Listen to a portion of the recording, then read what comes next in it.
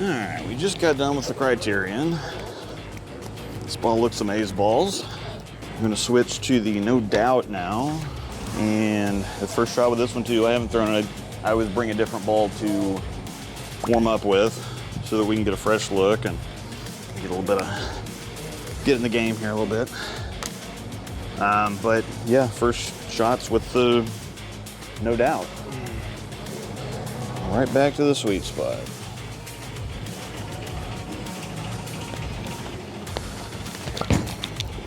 That'll hook. Oh man, I get to slap off the first shot.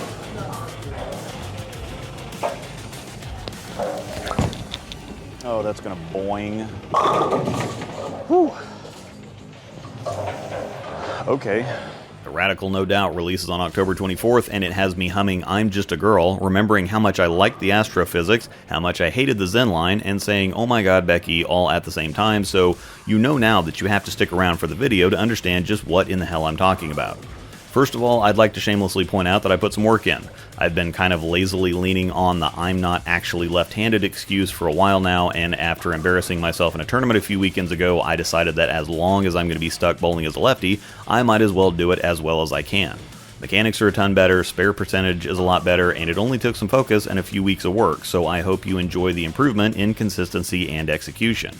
To get to the details, the center is Royal Crest Lanes in Lawrence, Kansas, and the lane condition is the Kegel Chromium Challenge pattern that comes in at 42 feet, 25.5 mils. The graph is linked in the description.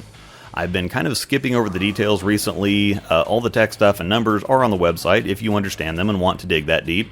I realize I've been the tech guy, but saying strong symmetrical shiny pearl ball with some comparisons to existing equipment gets you where you need to go, and it doesn't bore or confuse the people that don't get the numbers. However, in this case, we kind of have to talk.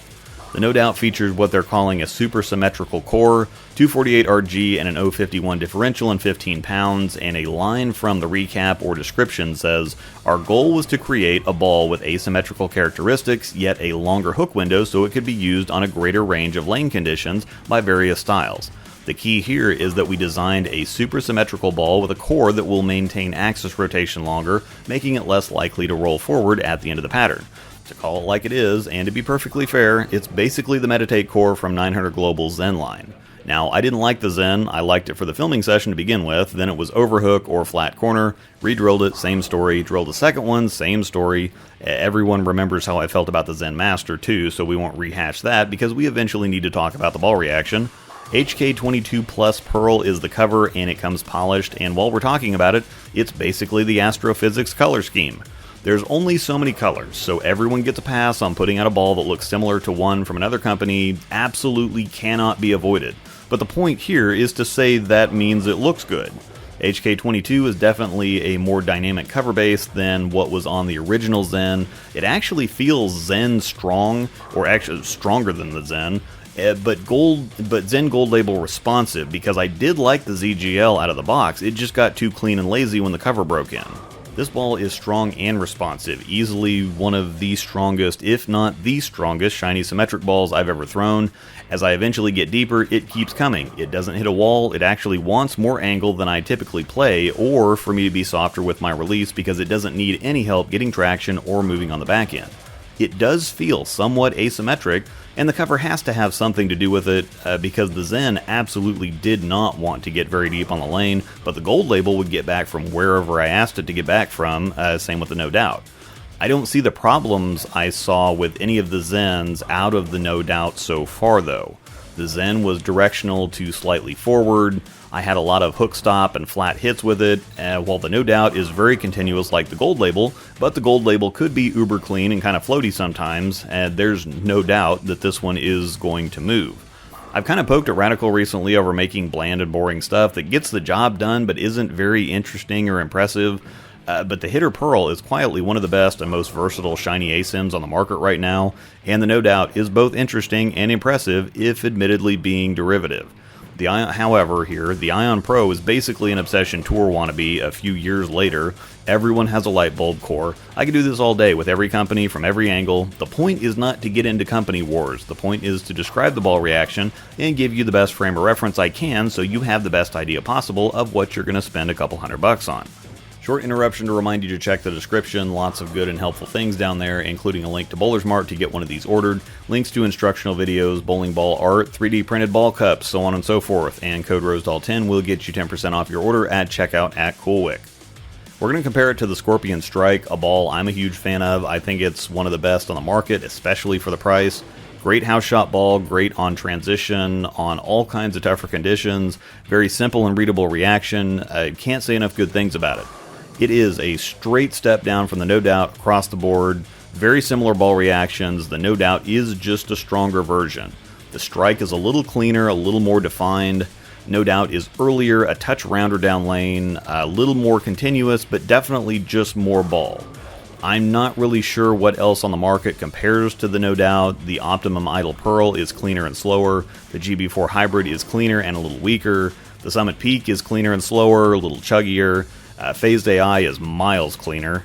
Chill Pearl, Stealth Hybrid, both slower and weaker. I mean, the No Doubt feels a ton like the Theorem, to be honest. I think the Vaporize is even still cleaner. I just don't know how you get a shiny ball that's this strong to also be this fast, or how you get a symmetric ball to pull up and chase the opposite corner pin off the deck from this deep.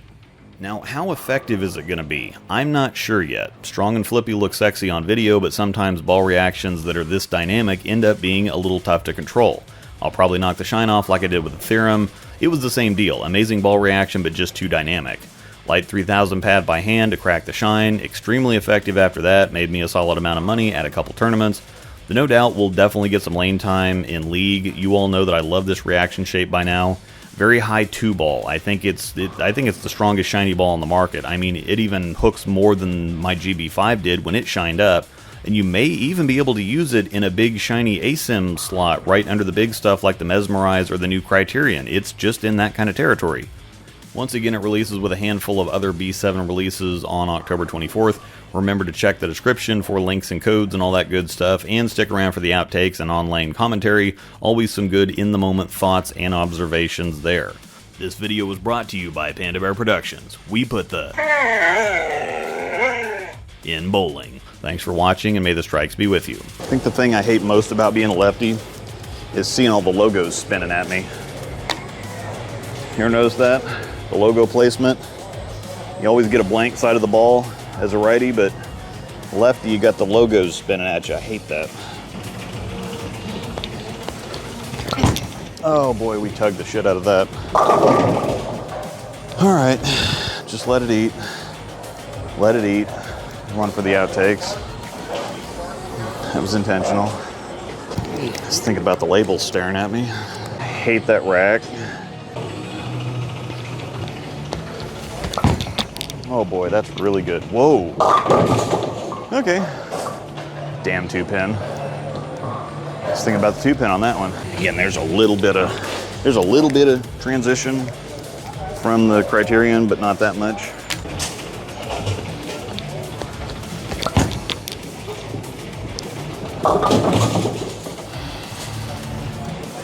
That ball's just on it.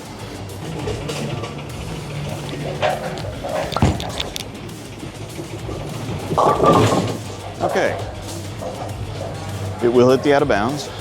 It's a shiny ball, so if you throw it straight at the gutter, it will stay there. Once again, not a house shot. That's better. All right. See, this is a little thing called adjustments that I don't think people know about. It's the idea that if the ball doesn't react perfectly with where you want to stand and where you want to throw it, you can change things. You can change the way that you throw the ball. I'm in the right spot, it's just a little too quick, so get a little softer, take a little hand out of it, be a little bit easier with it.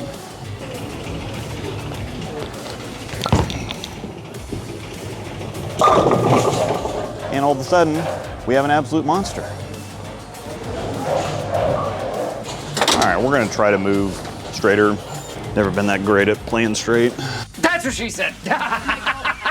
Unless I can play the rail with urethane, then I'm pretty good at it.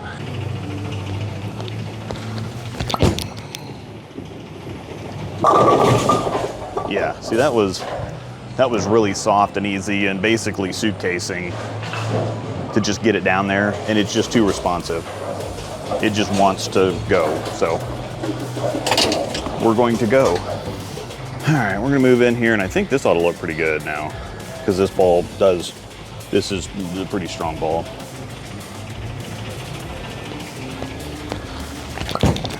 Oh boy. I don't even care. That was a great shot. I was really happy with that. We can work with that. And yeah, it did. It was a little in, basically. It came off my hand great. Just a little inside. Oh, that's gonna boing. Whew. Okay.